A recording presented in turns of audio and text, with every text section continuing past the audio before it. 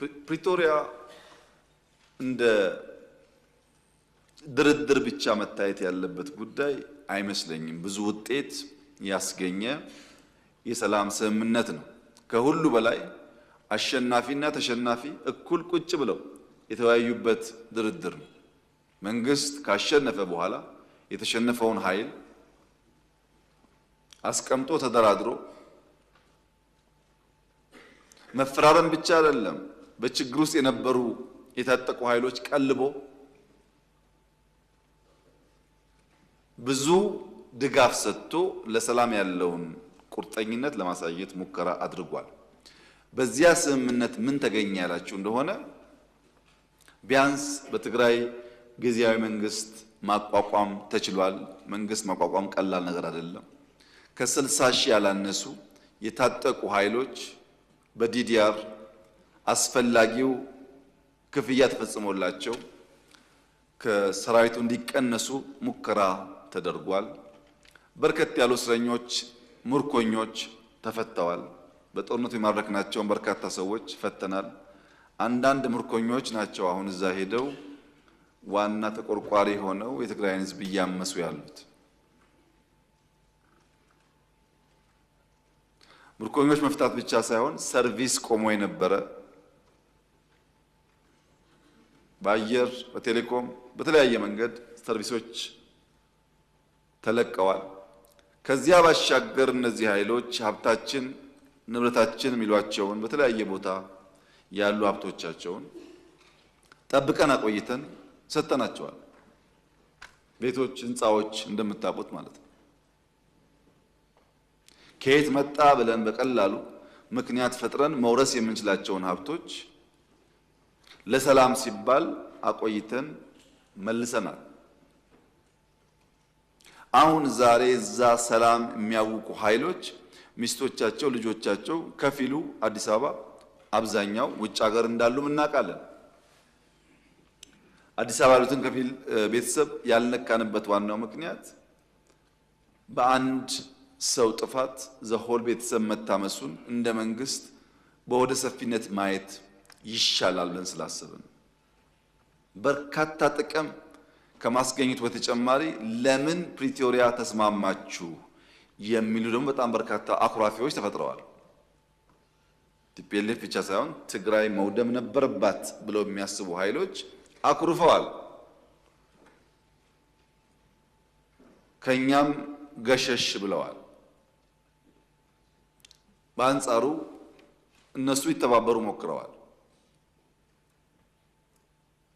ፕሪቶሪያ እንዲህ ያለውን በርካታ ነገር በውስጡ የያዘ ነው። ከዚያ በኋላስ በየቀኑ በርከት ያሉ ውጊያ፣ ጦርነት ሊቀሰቅሱ የሚችሉ ፕሮቮኬሽንስ በየጊዜው ትግራይ ባሉ ኃይሎች ይፈጸማል። በየጊዜው ከሁሉ የከፋው አሁን በርካታ የትግራይ ልጆች በጉልበት ታፍሰው ሱዳን ላለው ጦርነት ተሽጠዋል። በሱዳን ጦርነት ውስጥ የትግራይ ወጣቶች በማያውቁት ጉዳይ ሕይወታቸውን እያጡ ይገኛሉ። ኢትዮጵያ ውስጥ ያለው ጉዳይ አልበቃ ብሎ ጉዳይ ወደ ሱዳን ተሸጋግሯል።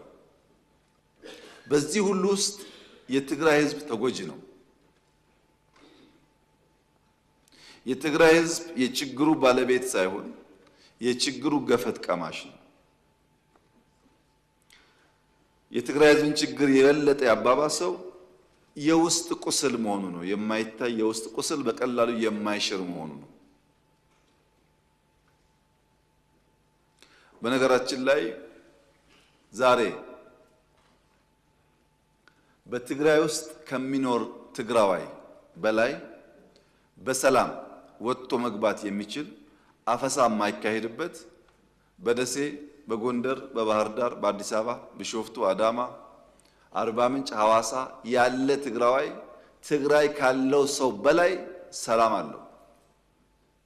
ትግራይ ካለው ሰው በላይ በሰላም ወጥቶ መግባት ይችላል። የሚያሳዝነው ይህ ጉዳይ ግን ትግራይ ብቻ አይደለም። አማራ አካባቢ የሚንቀሳቀሱ ኃይሎች ለአማራ ሕዝብ ሰላም፣ ደህንነት፣ ጥቅም እንታገላለን ብለው የሚሉ ኃይሎች በሚንቀሳቀሱባቸው አካባቢዎች ካለው የአማራ ተወላጅ ይልቅ ኦሮሚያ፣ ደቡብ፣ ሶማሊያ ያለው አማራ ሰላም አለው። እነዚህ እንታገላለን የሚሉ ኃይሎች ያሉበት አካባቢ የበለጠ ፍራቻ፣ የበለጠ ግድያ፣ የበለጠ ዘረፋና መታገዶች አሉ። ኦሮሚያ አካባቢ ለኦሮሞ እንታገላለን ብለው የሚምሉ የሚገዘቱ ኃይሎች ከሚንቀሳቀሱበት አካባቢ በላይ በአማራ ክልል የሚንቀሳቀስ፣ በሶማሌ የሚንቀሳቀስ፣ በአፋር የሚንቀሳቀስ ኦሮሞ የተሻለ ሰላም አለ። ዜጎች በገዛ ቀያቸው መንደራቸው በገዛ ልጆቻቸው እየታመሱ ይገኛሉ። ከቀያቸው ሸሽተው መኖር የተሻለ ሰላም የሚያገኙበት እየሆነ መጥቷል። ከህዝብ ተነጥሎ ህዝብ አስለቅሶ ህዝብ ዘርፎ የሚደረግ ትግል ደግሞ የትም ማድረስ እንደማይችል ከታሪኮቻችን መማር የምንችል ይመስለኛል። መንግስት አብዛኛውን ጉዳይ በትዕግስት የሚያየው ወደ ግጭት የማይገባው ለምንድን ነው ያላችሁ እንደሆነ ዓላማ ቢስ ነው። ዓላማ የለውም። ይህንን ግጭት ከፈጸምን በኋላ አሳካን ብለን የምንናገረው አንዳች ቁም ነገር የለም። በዚያም በዚህም ብንገል ብንሞት ትርጉም የለው። ኢትዮጵያ ውስጥ በተለይ ትግራይ አካባቢ ያለው የፖለቲካል አውድ የመጥረቢያ ፖለቲካ ሰለባ ነው። ትግራዋይና ኢትዮጵያውያን የሆኑት መጥረቢያ ሶስት አክተሮች አሉት። አንደኛው አክተር ከብረት የሚሰራው የሚቆርጠው የተሳለ ነገር፣ ሁለተኛው አክተር ተጣሞ እዚያ ውስጥ የሚገባው እንጨት ነው። ሶስተኛው አክተር እንጨቱን ይዞ የሚቆርጠው አካል። የመጀመሪያው ብረቱ የተሳለው መጥረቢያ ምንም ዓላማ የለውም። የእንጨቱን ዓላማ ይፈጽማል። እንጨቱ ሲያዘው ብቻ የእንጨቱን ፍላጎት የእንጨቱን ዓላማ ፈጻሚ እንጂ የራሱ ሐሳብ የራሱ ዓላማ የለውም። እንጨቱም የያዘውን እጅ ወደ መራው የሚሄድ በያዘው እጅ የሚታዘዝ የያዘውን እጅ ፍላጎት የሚመልስ እንጂ የራሱ ዓላማ የለውም። ቲፒኤልኤፍ እንደ መጥረቢያ ነው። መያዛው እንጨት እንደ ሻዕቢያ ነው። ዋናው አዛዦች ባለጉዳዮች ሌሎች ናቸው። ከመጥረቢያው ጋር ከብረቱ ጋር ብንጋጭ እንጨቱ እስካለ ድረስ ከእንጨቱ ጋር ብንጋጭ እንጨቱን የሚያዘው ሰው እስካለ ድረስ ዘላቂ ሰላም አናገኝም።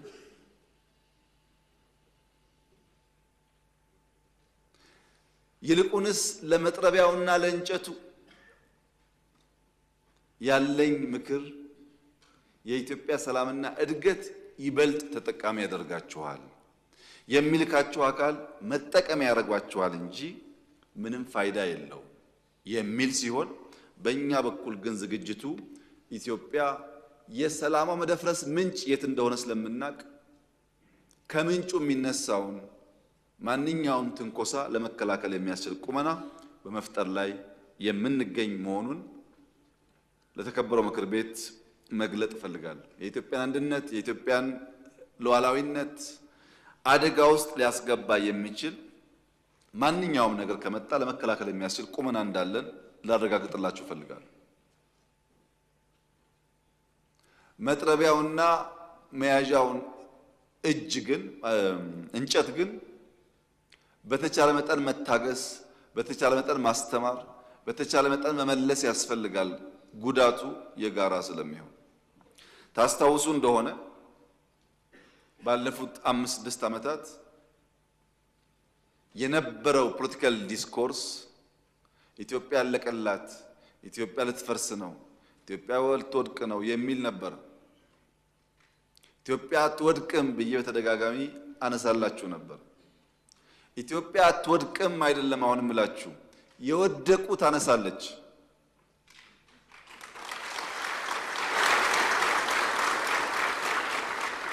የወደቁ ታነሳለች፣ የተኙ ታነቃለች።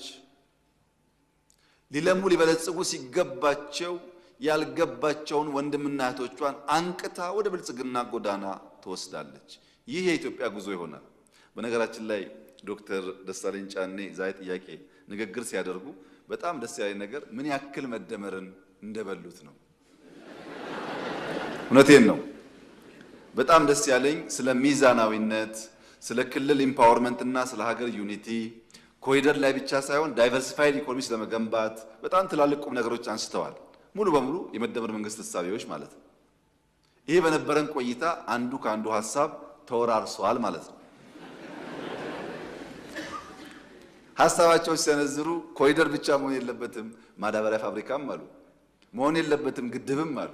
ስለዚህ አቋማችን በብዙ ጉዳይ እየተቀራረበ ስለመጣ በጋራ የምንሰራበትን ነገር ብናሰፋ ጥሩ ነው ለማለት ብዬ ነው።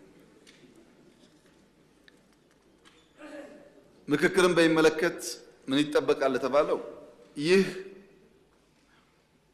የናሽናል ዲያሎግ እድል ሰፊ እድል ነው። ብዙዎች የታሰሩበት ለረጅም ጊዜ ጠየቁት ዋጋ የከፈሉበት ጥያቄ ነበር። አሁን ስናገኘው ማቅለል ጥሩ አይደለም። ኢትዮጵያውያን አንድ ክፉ አመል አለን። እድል ሲመጣ አንጠቀምም፣ ካለፈ ደግሞ እናዝናለን። ዛሬን ከመኖር በትዝታ መቆዘም መናፈቅ እንወዳለን። ይሄ በየዘመናት የነበረ ችግር ነው። ሰው እንኳን ሲኖር ትዝ አይለንም፣ ሲሞት ግን ደግነቱ አዛኝነቱ ይበዛብናል። ይሄ ባህሪ ጥሩ አይደለም። ይሄ ውይይት ለኛ ብቻ ሳይሆን ለአፍሪካውያን ጠቃሚ ነው።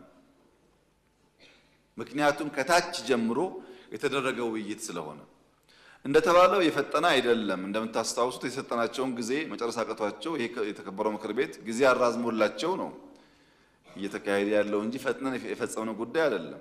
ለውጥ ከመጣ 8 ዓመት ነው። 8 ዓመት ሙሉ እኮ ያሸነው ይቆይ አንቀድም ህገ መንግስት ያልነው የንጉሱን ህገ መንግስት የደርግን መንግስት ህገ መንግስት የኢህአዴግ መንግስት መቅደዱ ለኢትዮጵያ አልጠቀመም። በዛ መንገድ ከምንሄድ ህዝብ አወያይተን አንቀድም፣ ጠቃሚውን ይዘን የጎደለ ጨምረን የሚሻሻል ካለ እናሻሽላለን ያለው ይሄ ትልቅ ምርታ ይመስለኛል። በነገራችን ላይ አውትፑቱን በሚመለከት አንዳንዱ ፌደራል ስርዓት ይፈርሳል፣ አንዳንዱ ብዙ መላምቶች አሉ። እኔ ከወዲሁ ምን አይነት ውጤት እንደሚያመጣ መናገር ባልችልም የምጠብቀው ግን በህገ መንግስት ውስጥ ለኢትዮጵያ ጠቃሚ ሐሳቦች ካሉ እንዳሉ ይቀጥላሉ ብዬ አስባለሁ። ቢሻሻሉ ማንንም የማይጎዱ የማያስኮርፉ አንድ አንቀጽ አሻሽለን ማንንም የማንጎዳ ነገር ግን የኛን ህብረት የኛን አንድነት የሚያጠናክር ከሆነ ቢሻሻሉ ይሻላል ብዬ አስባለሁ። ያለውን የሚያፈርስ አንቀጽ ይፈጠራል ብዬ ግን አልገምትም። ያለውን የሚያሻሽል የሚያጠናክር ይፈጠር ይሆናል እንጂ ያለውን የሚያጎል ነገር ይፈጠራል ብዬ አላስብም። እዚህ ጋር አንድ በአንክሮ እንድትረዱኝ የምፈልገው ጉዳይ በተለይ የተፎካካሪ ፓርቲ አባላት በሌላም ሀገር ያላችሁ ፖለቲከኞች እኛ እንወያይ፣ እንመካከር፣ እንፍታ እያል ያለነው ችግር እኛ የፈጠርነው ችግር አይደለም። ለምሳሌ አማራና ትግራይ አካባቢ የወልቃይት ጉዳይ ይነሳል። እኛ አልፈጠርነውም እኮ እኛ ላይ ወደቀብን እንጂ እኛ አልፈጠርነውም ይሄን ችግር። እንፍታው ነው ያልነው እንጂ እኛ የፈጠርነው ችግር ነው ማለት አይደለም። ልማት በሚመለከት መገጭ ወይም አርጆ ወይም ሶማሌ ክልል ወይም አፋር የተጀመረው ግድብ እኛ ላይ ወደቀብንና እንፍታዋልን እንጂ እኛ እኮ አልጀመርነውም። የተጀመሩ የምትሏቸው ጉዳዮች እኮ እኛ አልጀመርናቸውም። ህዳሴ ከነጥፋቱ እኛ ላይ ወደቀብን እንጂ እኛ አልጀመርነውም።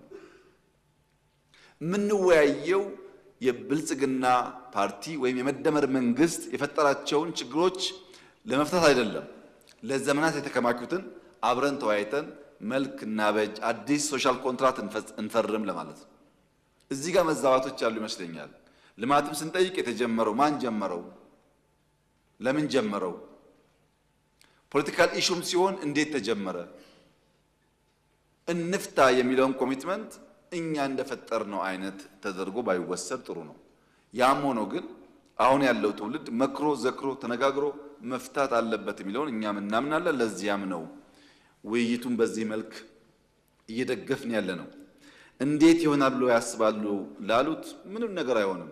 በደንብ እንወያያለን። ጠቃሚ ሐሳቦች ይመጣሉ። እነሱም ኮሚሽኑ አቀናብሮ ለኛ ያቀርብልናል። እኛ ትምህርት እንወስድበታለን፣ እንወያይበታለን። ሊሻሻል የሚገቡ ጉዳዮች እናሻሽላለን። ተሰብስበን አጨብጭበን እናጸድቃለን። ምንም አይፈጠርም።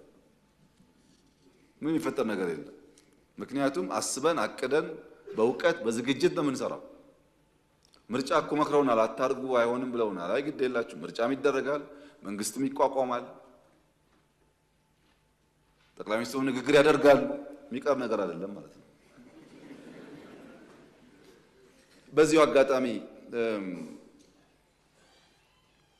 ለምክር ቤቱ ጠቃሚ ባይሆንም እንደው ለመላው የኢትዮጵያ ሕዝብ ለመግለጽ ባለፈው 5 ዓመት ምርጫ አሸንፈን ታስታውሱ ከሆነ አጠቃላይ ዓለም ላይ ባለው ፖለቲካል አውድ የበዓለ ሲመት ብለን እንግዶች ጋብዘን አክብረን ነበር። በሚቀጥለው ጊዜ ግን እንደዛ አይነት ጊዜ ማባከን አስፈላጊ ነው ብዬ እኔ አላምንም። ብዙ ጥያቄዎች ስላሉ እግረ መንገድ መልስ እንዲሆን ብዬ ህዝቡ ባለፈው በምርጫ ስራ ስሩልን ብሎ መርጧል። ፓርላማ ጠዋት የሚመርጠውን ከመረጠ በኋላ ወዲያ ወደ ስራ መግባት እንጂ እንግዳ ስንቀበል እንግዳ ስንሸኝ ጊዜ ማባከን አስፈላጊ አይደለም። ይሄ ባህል በሌሎች ሀገራትም ቢቀር ጥሩ ነው። መዘጋጀት የሚገባው ለምርጫው ነው። ካሸነፍን በኋላ ዘለው ወደ ስራ እንጂ ለድግሱ የሚጠፋው ጊዜ ቢቀር ነው የሚሻለውና ጥያቄ ያላችሁ ሰዎች እግረ መንገድ መልስ እንዲሆናችሁ ብዬ ነው። የሚጋበዝም የለም የሚደገስም የለም፣ ስራ ይቀጥላል ማለት ነው።